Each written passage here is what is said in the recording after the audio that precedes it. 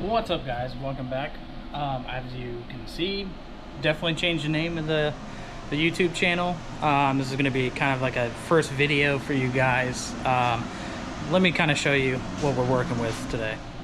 All right, so I got my buddy's 2024 GSXR1000 on my lift. We're going to be installing some goodies on it. He just recently got this bike. He's already, he bought it stock. Had like 25 miles on it, got a killer deal on it. He's already done some core moto wheels. These things look sick, by the way. I don't know if you see. They look absolutely sick. Put a windscreen on it. Put some levers on it. Did a little tank gripper. And this is a new Rage Cycles fender eliminator. So obviously the biggest thing we're going to be doing is getting rid of that.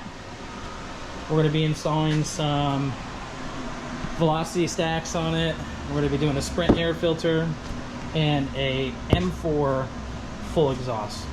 So yeah. Alright, so first things first, I got to take this tank off.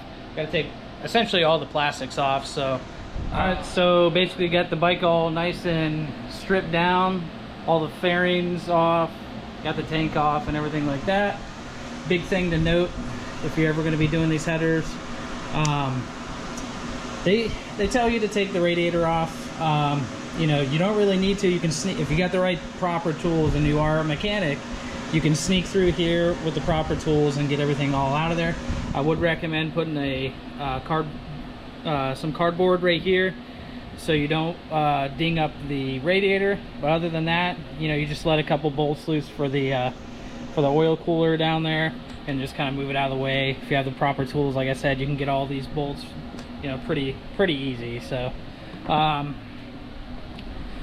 you're gonna do disconnect all of the servo lines. There's two of them on this. There's one servo that's up here and there's another servo back down here. Those are called the Suzuki set valves.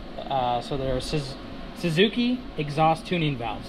Okay, so that's a hard one to say, but yeah, so I got that all off right there. Now I'm just gonna go ahead and take all the bolts out of the manifold here, drop it down, and slap the new one in. I leave this on here just so it's not going all over the place and moving all over the place, and I leave this here as well too so it just doesn't move on me. But yeah, let's get to that. Alright, got the headers all out, ready to go. Make sure you take the O2 sensor out too as well.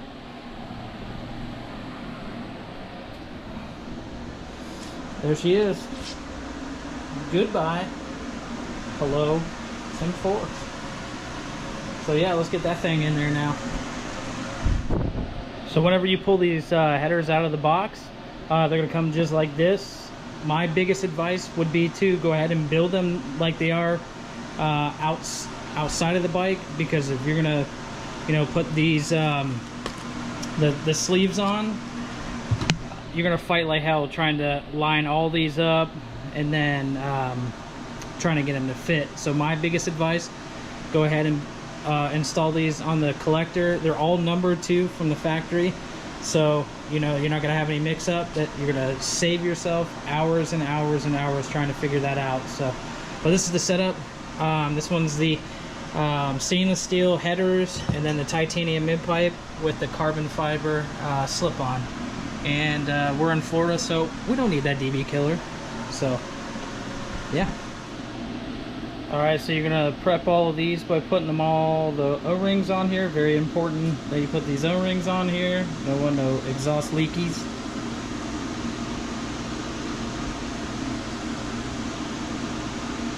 And then you're gonna have a plate there that's gonna go on the other side of this, just like that, and it's gonna pull it right to the header. And then everything's gonna be a slip fit, so you're gonna use a bunch of these springs right here to keep the header on. So get this all put on, looking good, very nice. Went ahead and threw the new filter in. It's a Sprint race filter and the Carbon Smith velocity stacks dimpled. Don't be like me, think that it's actually broken, but it's not. It's made like that. But yeah. All right, got the intake back on.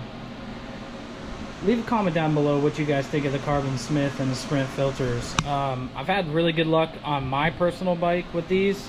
So what's your thoughts? Let me know down below.